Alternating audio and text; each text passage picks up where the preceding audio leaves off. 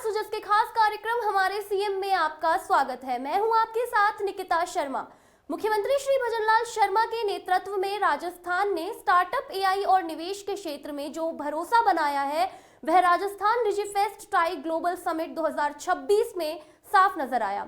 Summit के समापन के दिन Rajasthan regional AI impact conference 2026 का आयोजन हुआ, जिसमें प्रदेश की नई एआई पॉलिसी जारी की गई। इस समिट ने साबित कर दिया कि अब राजस्थान तेजी से एआई और टेक का बड़ा हब बन रहा है। देखिए हमारी ये खास रिपोर्ट। तकनीक और विकास को साथ लेकर चलने वाले मुख्यमंत्री के विजन ने प्रदेश को एआई, स्टार्टअप और डिजिटल इकोसिस्टम का हब बना दिया है। जयपुर में आयोजित Rajasthan Digifest try global summit 2026 इसी सोच का जीवंत उदाहरण है, जहां देश विदेश की दिग्गज कंपनियां और निवेशक राजस्थान की संभावनाओं पर भरोसा जता रहे हैं। समिट के समापन सत्र के दौरान प्रदेश के मुख्यमंत्री श्री भजनलाल शर्मा, केंद्रीय सूचना प्रौद्योगिकी राज्य मंत्री श्री जितेंद्र प्रसाद, सूचना व प्रौद्योगिकी मंत्री राजस्थान सरकार कर्नल श्री राज्यवर्धन सिंह राठौड़ मौजूद रहे। वहीं सूचना प्रौद्योगिकी मंत्री श्री अश्विनी वैष्णव वीडियो कॉन्फ्रेंसिंग के माध्यम से जुड़े। इस अवसर पर Rajasthan regional AI impact conference का आयोजन किया गया, जिसमें राजस्थान की नई एआई पॉलिसी 2026 लॉन्च की गई। साथ ही राष्ट्रीय एआई साक्षरता अभियान का शुभारंभ और एआई पोर्टल की भी लॉन्चिंग की गई।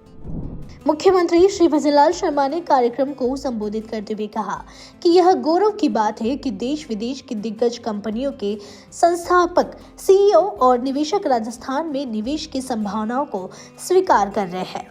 उन्होंने बताया कि राजस्थान एआई पॉलिसी 2026 लागू की जा रही है, जिससे गांव ढाणियों के युवाओं को भी तकनीक का लाभ मिलेगा। प्रदेश में तकनीकी स्टार्टअप का एक बेहतर इकोसिस्टम विकसित करने के लिए हमारी सरकार भी अनेक स्तरों पर प्रयास कर रही है। आज हमारा राजस्थान ई गवर्नेंस और डिजिटल समावेशन से आगे बढ़कर आर्टिफिशियल इंटेलिजेंस और मशीन लर्निंग में अग्रणी बनने की दिशा में कदम बढ़ा रहा है। आर्टिफिशियल इंटेलिजेंस हमारी डिजिटल यात्रा का अगला चरण है। इसी दिशा में एक और कदम बढ़ाते हुए हम एआई एमएल पॉलिसी लेकर आए हैं। यह नीति से एआई सिस्टम अधिक पारदर्शी, निष्पक्ष और निष्ठा के संरक्षण के प्रति जवाबदेह बनेगा। आर्टिफिशियल इंटेलिजेंस एवं मशीन लर्निंग के उपयोग से सार्वजनिक सेवा वितरण को अधिक त्वरित, पारदर्शी एवं नागरिक केंद्रित बनाया जा सकेगा। इससे प्रशासनिक दक्षता में वृद्धि होगी और नवाचार आधारित आर्थिक विकास को प्रोत्साहन भी मिलेगा। नीति से एआई से जुड़े साइबर अपराधों की रिपोर्टिंग एवं समाधान की प्रक्रिया स्पष्ट एवं आसान बनेगी।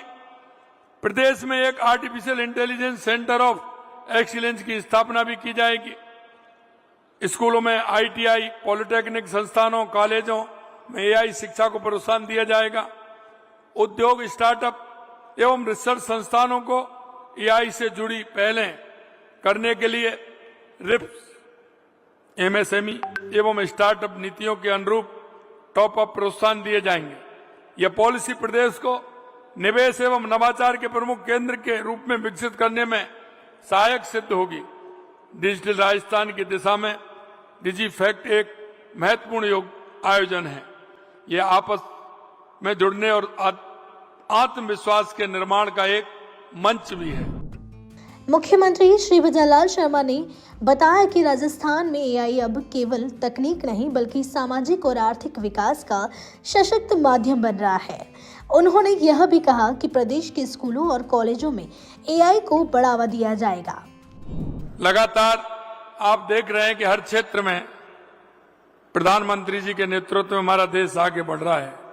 हम भारत की प्रगति को आगे बढ़ाने के लिए एआई का सफलतापूर्वक सही उपयोग करते हैं तो इससे बड़े बदलाव लाए जा सकते हैं। उन्होंने स्पष्ट किया है कि एआई केवल एक तकनीक नहीं, ये 21वीं सदी में राष्ट्रीय शक्ति और समृद्धि का आधार है।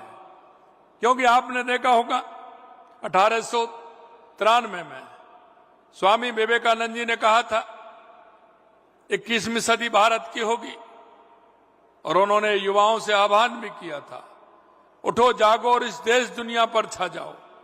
मित्रों, मैं आपसे कहना चाहता हूं, उस नरेंद्र ने कहा था और ये नरेंद्र करके बता रहे हैं, ये आपके सपनों को साकार करने का समय है। और इसलिए मैं युवाओं से कहता हूं कि आप आगे आइए। ये डबल इंजन की सरकार पूर्ण रूप से तैयार है। सोचिए, विचार करिए और अपनाइए और आगे बढ़िए। कॉन्फ्रेंस में राज्य सरकार द्वारा गूगल, आईआईटी दिल्ली, राष्ट्रीय विधि विश्वविद्यालय जोधपुर के साथ योजना भवन में हुए विभिन्न द्विपक्षीय एमओयू का होलोग्राफिक तकनीक के माध्यम से जीवन प्रसारण भी किया गया। G20 में भी इसी तकनीक का उपयोग किया गया था। इस अवसर पर केंद्रीय सूचना प्रौद्योगिकी मंत्री श्री अश्विनी वैष्णव वीडियो कॉन्फ्रेंसिंग के माध्यम से जुड़े। उन्होंने राजस्थान के 5000 युवाओं को कौशल प्रशिक्षण देने और डेटा सेंटर स्थापित करने की घोषणा की। श्री वैष्णव ने कहा कि चीन, अमेरिका और भारत एआई डेवलपमेंट में अग्रणी भूमिका निभा रहे हैं। केंद्रीय सूचना प्रौद्योगिकी राज्य मंत्री श्री जितेंद्र प्रसाद ने भी कार्यक्रम में एआई को लेकर अपना विजन साझा किया। उन्होंने बताया कि भारत के पास विशाल डेटा संसाधन है, जो देश की सबसे बड़ी शक्ति है। श्री जितेंद्र प्रसाद ने यह भी कहा कि भारत में शीघ्र ही एक वैश्विक एआई शिखर सम्मेलन आयोजित किया जाएगा। इंडिया एआई इम्पैक्ट समिट जो नई दिल्ली में फरवरी में होने वाला है, एक बहुत बड़ा, मैं समझता हूँ, भारत के लिए गर्व की बात है कि ये आयोजन भारत के हिस्से में आया है और देश दुनिया की नज़रें लगी हैं कि आने वाले समय में ये एआई के क्षेत्र में भारत का जो विश्व पटल पर योगदान होगा और ये जो समिट हो रहा है, इम्पैक्ट समिट, इसमें क्या निष्कर्ष निकलेगा, इसमें देश और दुनिया की नज़रें लगी हुई हैं। उसी के परिप्रेक्ष्य में आज मुझे राजस्थान में ये प्री समिट के इवेंट में आने का अवसर मिला है और आदरणीय मंत्री मुख्यमंत्री भजन लाल शर्मा जी भी उपस्थित थे और सूचना प्रौद्योगिकी मंत्री राज्यवर्धन राठौड़ जी, जो यहाँ भी मैं कह सकता हूँ एक बढ़िया डबल इंजन चल रहा है और सूचना प्रौद्योगिकी क्षेत्र में राजस्थान ने बहुत महत्वपूर्ण निर्णय भी लिए हैं और आज भी काफ़ी पोर्टल से लेके भामाशाह डेटा सेंटर से लेके जो कनेक्टिविटी ग्रामीण क्षेत्र तक है, ये दर्शाता है कि राजस्थान का युवा, यहाँ के स्टार्टअप्स को पूरा प्रोत्साहन केंद्र और राज्य सरकार दोनों जो डबल इंजन चल रहा है वो दे रही है और आने वाले समय में राजस्थान एक बहुत बड़ी भूमिका एआई के क्षेत्र में जो भारत भी निभाएगा और राजस्थान उसमें एक बहुत बड़ा केंद्र बिंदु बन के उभरेगा, यही मेरा मानना है। धन्यवाद। राजस्थान के उद्योग, वाणिज्य एवं सूचना प्रौद्योगिकी मंत्री कर्नल श्री राज्यवर्धन राठौड़ ने भी एआई के महत्व पर जोर दिया।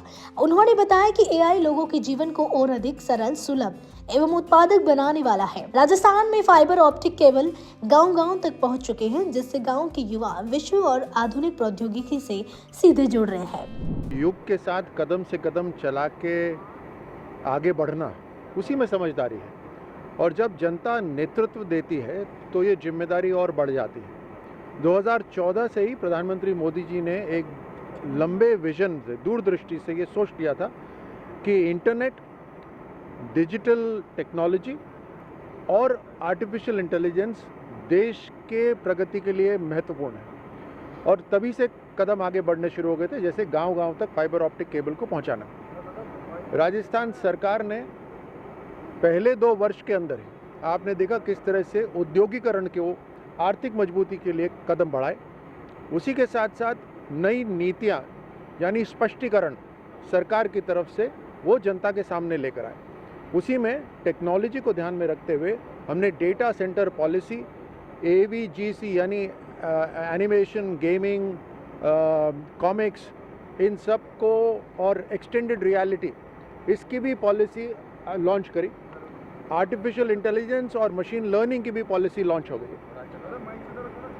आर्टिफिशियल इंटेलिजेंस आज हर क्षेत्र में, ये नहीं कि बहुत बड़े लेवल पर एआई की ज़रूरत होती है, बहुत साधारण लेवल पर भी एआई जब आ जाती है तो उससे प्रोडक्टिविटी बढ़ जाती है, क्षमता बढ़ जाती है। अब इसके अंदर हमारे युवाओं के लिए गेमिंग के कोर्सेज, डिज़ाइन इंजीनियरिंग के कोर्सेज, कोडिंग करना, ये सारा का सारा हमारे युवा सीखेंगे, स्कूल से लेवल से सीखना शुरू करेंगे। यानी एक बड़ा लीप, एक लंबी छलांग भारत लगा रहा है, ताकि जो पूर्ण तरह से प्रगतिशील राष्ट्र हैं उनके साथ हमारा देश भी मिल जाए। और इसमें सबसे महत्वपूर्ण जो लाभ होगा वो हमारे युवाओं को होगा, किसानों को होगा, महिलाओं को होगा, हर व्यक्ति को होगा। Rajasthan regional AI impact conference 2026 ने यह स्पष्ट कर दिया कि मुख्यमंत्री श्री भजनलाल शर्मा के नेतृत्व में राजस्थान तकनीक, नवाचार और निवेश का नया केंद्र बनकर उभर रहा है। एआई पॉलिसी 2026 और राष्ट्रीय एआई साक्षरता अभियान राज्य के डिजिटल भविष्य को मजबूत आधार दे रहे हैं। यह कॉन्फ्रेंस बताती है कि राजस्थान अब सिर्फ बदलाव का हिस्सा नहीं, बल्कि देश में एआई और डिजिटल विकास की दिशा तय करने वाला राज्य बन रहा है। सुजस के खास कार्यक्रम हमारे सीएम में फिलहाल के लिए इतना ही। फिर मिलेंगे किसी और खबर के साथ। तब तक के लिए देखते रहिए सुजस समाचार। हमारे चैनल को लाइक, सब्सक्राइब और शेयर करना ना भूलें। धन्यवाद।